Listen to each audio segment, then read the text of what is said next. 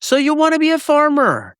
But how many new farms fail in their first 5 years? More than half. And in almost every case, it's not a growing problem, it's a money problem. After spending a decade interviewing hundreds of farmers on my podcast and servicing thousands of customers with my farm supply business, I've seen the same financial mistakes show up again and again. The farms that fail almost always fail for the same reasons. Today, I'm breaking down 7 money mistakes that kill new farms before they ever get a chance. If you're planning a farm or you're in your first few years, this is the video I wish someone had made for you. I'm Diego Diegio. This is Modern Grower, where we talk about building profitable farm businesses, not just farms. Today, we're talking money. Let's get into it. Who needs a plan, right? Like, let's just wing it. This is the number one reason I think a lot of people fail. They don't have a business plan. Most farmers think a business plan means a 50-page document with charts and projections, and we're getting into Excel and we're all corporate here. Doesn't mean that. It means writing down the answer to four questions. What are you growing? What does it cost? Who buys it? How much money do you expect to bring in?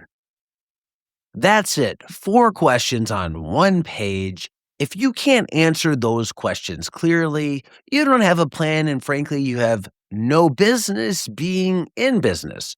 You have hope and a dream, and hope doesn't pay the bills unless you're married to Hope Scope. In reality, without those answers written down, you're not farming, you're guessing, you're pretending, you're dreaming, you're wishing, whatever it is. You're gardening, pretending you're a business. The number 2 reason, underestimating what things actually cost. Everyone does this for home improvement projects and when they start a business. They think it's going to cost $10, but it actually costs $20. New farmers will almost always budget for seeds, soil amendments, and maybe some basic tools. What they miss is everything else. Equipment repairs, insurance, fuel, packaging, market fees, unexpected replacements, crop failure. The problem isn't that these costs are large individually. The problem is they add up. And they show up at the worst possible times, right when cash is tight. The fix is simple but uncomfortable. Whatever you think your startup costs are, add a contingency plan, a fudge factor. Budget for things you haven't thought of yet because they're coming. Let's do the business breakdown. The math. What's our projected budget? Let's say it's $15,000, but actually after year 1, it comes into $22,000. Oops. That type of gap can nearly end a farm, it can end a marriage, it can end you financially. So the move is, this week, list every expense that you can think of if you're trying to start a farm, then add a line at the bottom for a 20% contingency. But I don't have that much money. Then, if your budget doesn't survive that number, if you don't have that much, you need to scale back before you scale up. You need to find more money to have there in case, not to spend, to have in case you need it. The mindset. Optimism is great for motivation, but it's terrible for budgeting. The farmer who survives in year 1 are the ones who plan for the worst and fund it. Number 3, taking on too much debt. Taking on debt itself isn't inherently a mistake. Taking on debt without a payback plan is a mistake. New farms are slow revenue businesses. The income doesn't start on day 1. It starts months after the expenses due, and it doesn't come in heaps and gobs. Loading up on debt, equipment loans, land payments, and infrastructure financing before you've proven a revenue model is one of the fastest ways to end a farm and just blow yourself up financially. I don't like to give universal truths, but this is one of them when it comes to starting a farm business or any other business. Start small, prove the model, and scale. That sequence matters. The farms that survive debt are the ones that took it on after they knew the revenue would cover it, not before. There aren't many guarantees in life, but if you want a guaranteed way to add some stress to your life, add on a bunch of debt. Number 4 doesn't just happen in farming. You see it all the time on restaurant improvement shows. People just don't track the numbers. I don't quite get it. I don't understand why. I know it's not fun, but I don't know how you would ever operate a business without knowing the numbers. This is a quiet killer. It doesn't feel urgent. You don't wake up one morning and say, bad record keeping just cost me $10,000. But it did. You just can't see it. Most new farmers think record keeping is all about taxes. It's about decisions.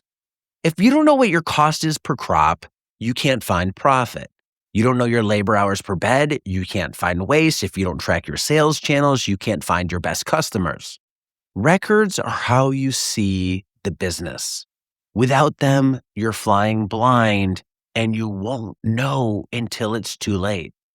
The tool doesn't matter. A spreadsheet works, farm software works, a notebook works. What matters is that you track expenses, sales, and production every week, and you actually look at the numbers and try and understand them and think about how they relate to your business in reality. Let's do the business breakdown, the math. Successful businesses track everything: input costs, profit margins, labor rates. Struggling businesses, they don't track anything.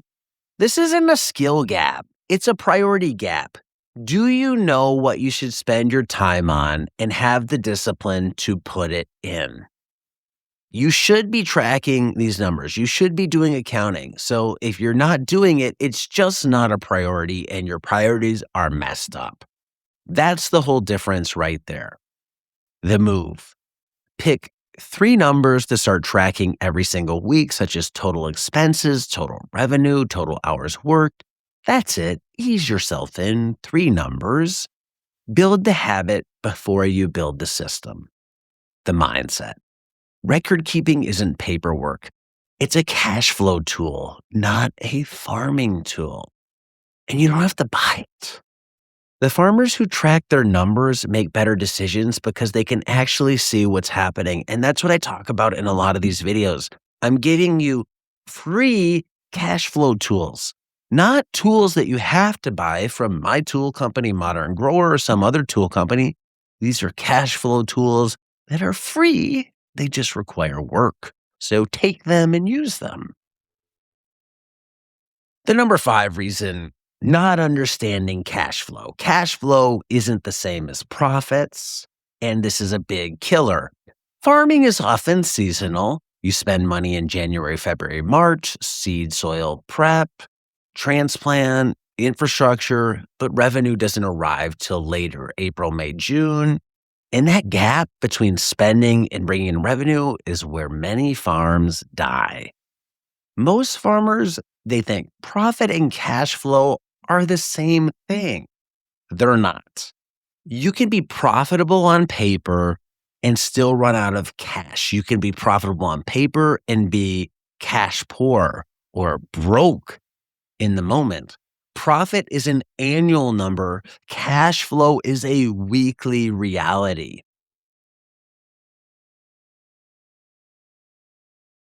See that gap? 3 to 4 months of spending before a dollar comes in. Most people don't plan for this. They don't even know to plan for it. And by the time they feel it, they're already behind and saying, where do I get the money to pay for these bills? Because my next harvest is a month away and I need cash right now. After a decade of podcasting and talking to hundreds of farmers on that podcast, here's what I've noticed. The farmers who survive the first season Cash Gap, all did the same thing. They planned for it. They either pre-sold through CSAs or standing orders, they kept reserve cash on hand, or they had off-farm income covering that ramp-up period. None of them were surprised or caught off guard by this gap. They budgeted for it. Plan the gap, fund the gap, survive the gap. Sounds like that should be on a sign in Fast Times at Ridgemont High when Spicoli walks into the restaurant. I know that's a deep cut and it's maybe aging me, but it's a classic movie and I love it. Thanks, Sean Penn. You are amazing. Number 6, everybody's my customer, but they're not. You don't have a target market. Growing first and selling second is one of the most expensive mistakes a new farmer can make. Everybody wants to grow. They want to be growers. They don't want to be salespeople. You plant what excites you. It grows well. Harvest day comes, and who do we sell this to? At what price? Through what channel? Oh my God, we have so much of it. Can these people even buy all of it? That's not farming. That's gardening with a business license. It's amazing how many people get sucked into farming because they just are obsessed with the growing side, but have zero interest in the business side. And it's like, what are you doing? Do you not realize that you're trying to make money at this, yet you don't want to focus on any of the skills that make money? I digress.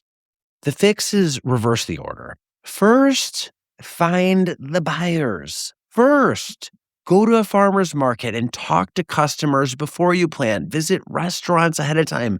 Ask them what they need. Talk to people in your community. Look at what's already selling in your area. Find gaps. Grow what the market wants. Grow what the market will pay for. Don't grow what you feel like growing. Number 7, no marketing plan. Most farmers think if we grow it, people will buy it. Great produce will sell itself. It doesn't. It never has. The farms that thrive at a market have signage, branding, an email list, a social media presence, a way to stay in front of their customers before market days. Marketing isn't optional if you're running a business. It's part of the operation, right alongside planting and harvesting. Let's do a business breakdown. The math. And these numbers are staggering. If 1 out of 10 people you talk to about your farm makes a purchase, then think about the difference between talking to 10 people and 1,000 people. That's the difference between having 1 customer and 100 customers. Look at that difference. Suddenly, it's not, oh, I have to do marketing. It's a completely different priority. It's a game changer. And that type of effort, that type of focus is what shows up in your bank account at the end of the day. The move. Before your season starts, pick 1 marketing channel and commit to it. Go all in. A weekly email, for example, a consistent social media post, a printed menu at your market stand. 1 channel done well beats 5 done poorly. The mindset. Marketing isn't selling. It's making sure the right people know you exist. You can grow the best lettuce in your county, but go broke if nobody knows where to find you. 7 mistakes, and every one of them is preventable. The good news is these aren't growing problems. They're business problems, and you don't need to be a financial expert to avoid them.